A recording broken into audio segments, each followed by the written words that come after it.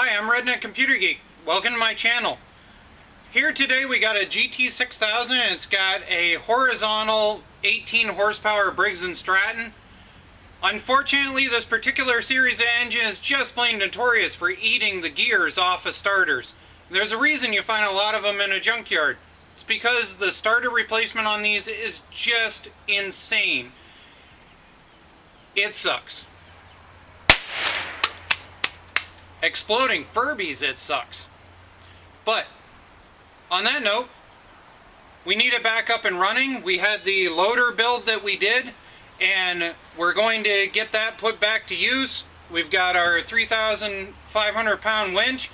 If you guys like to see either of those videos, they'll be down in the description.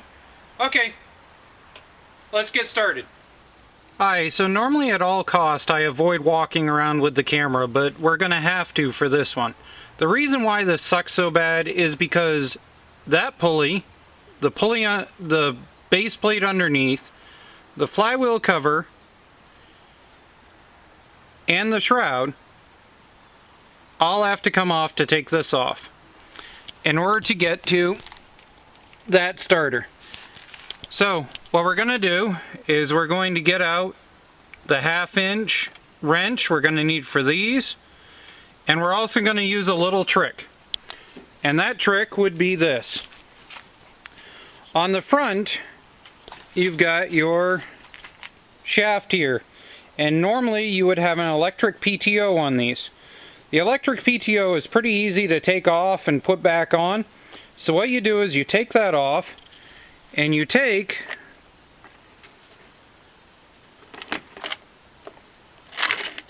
a drive / deck pulley off of another mower and you put a chain wrench on it. That way you can hold this front, or you can set the chain wrench down into the frame, and every time that you go to pull on it, it's going to wedge against the frame so you can undo those bolts. Alright, so the first thing you're going to have to do is get the belt off. So you're going to press down on the brake, reaching over the engine, pull up, and press back towards the battery. Now you can zip tie this out of the way onto the inside, but I just let it float. There we go. Alright, next you're going to find that there's 1/2-inch bolts coming around. And I've had to tear this off in the past, so these ones are coming free, nice and easy. But if not, we'd be using the chain trick that I just showed you on the front. Alright, so from here, just tap it a bit, and off it comes. Now there is a center hole right there that lines up with the center pin. Alright, so you're going to find now that there's a bolt on this side and a bolt on this side. Those are going to be 9/16.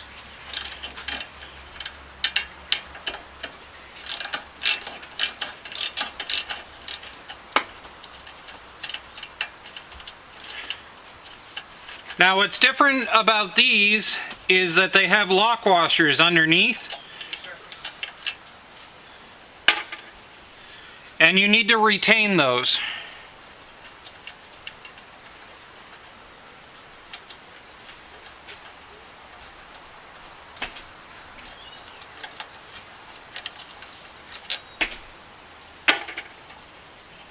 Now the plate comes off, as you can see.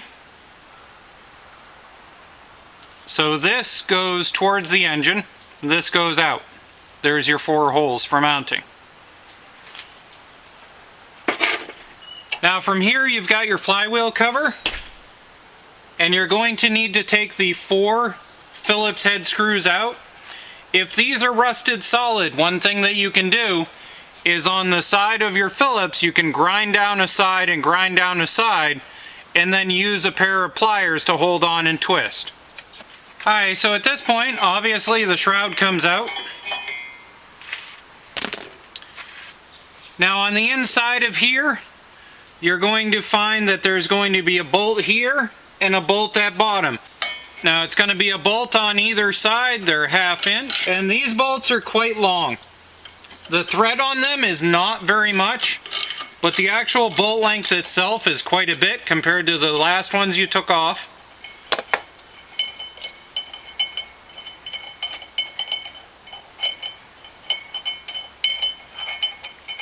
There we are. So we're going to slide it out.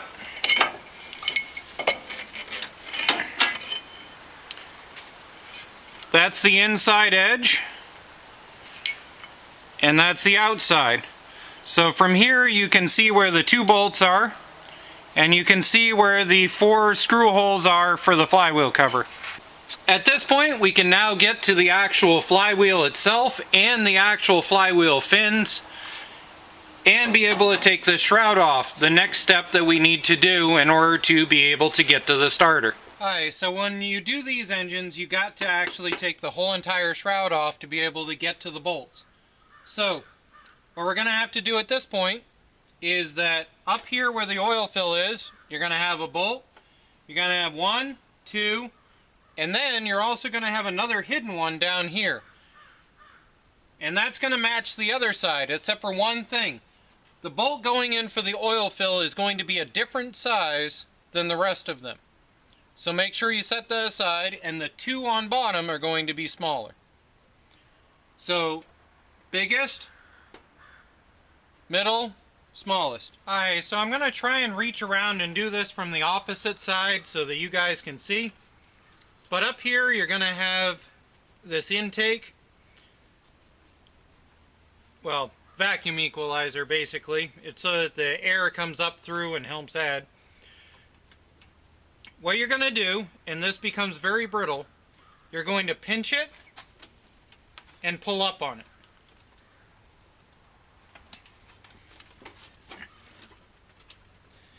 And like I said, they become brittle, so you want to be careful.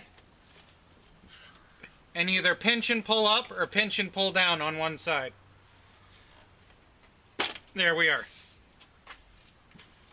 So, the thing about this is you need to make note which side was down. This side has an angle to it, and this is what goes down into the shielding. This side is flat on top, and this is what goes up into the intake. From here, the whole side cover should come off. Remember to be careful of your oil intake, and also be careful of your grounding wire for your coil.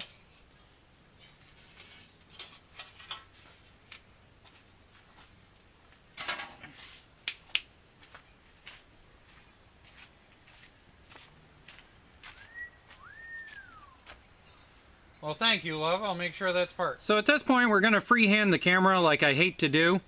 As you can see here, there are no gears whatsoever. This is really common for opposed twins, and I'm betting that I can emulate the sound that you heard and why you're on this video.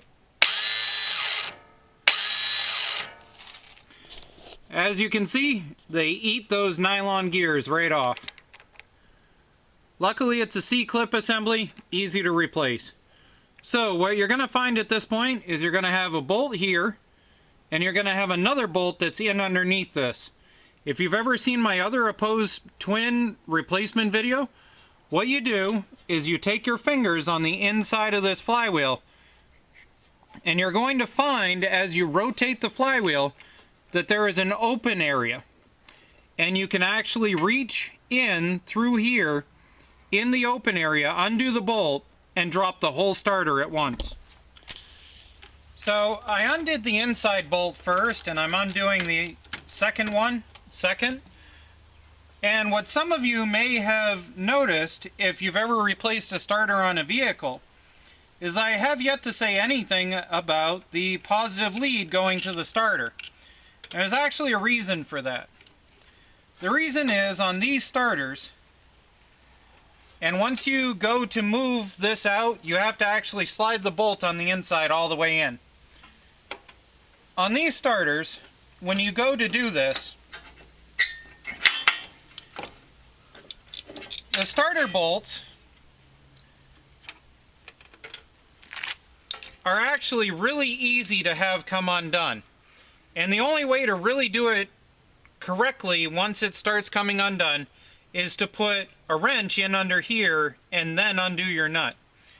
And you just plain have a heck of a time trying to do that on the vehicle, whereas it's really easy to go and get a 7/16 on both sides when it's outside of the vehicle. And there we go.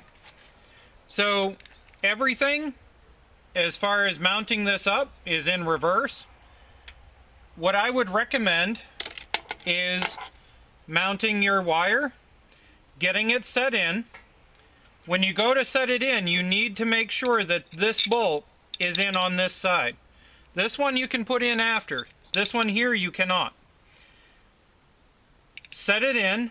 As you go to put it in, you're going to have to pull it out about 1/2 of an inch, and then set it over the hole, set it in, and if you reach around the flywheel like this, you can be able to rotate this to get it started into the thread. So from here, what I'm going to do is press this down, pop that C-clip out, and see if I happen to have another gear to go on here. You need to make sure to count the teeth. This should be a 16 gear tooth, but we're going to double check. 1, 2, 3, 4, 5, 6, 7, 8, 9, 10, 11, 12, 13, 14, 15, 16. So you need a 16 gear tooth for replacement in order to redo it. There you go, guys. Have a good day.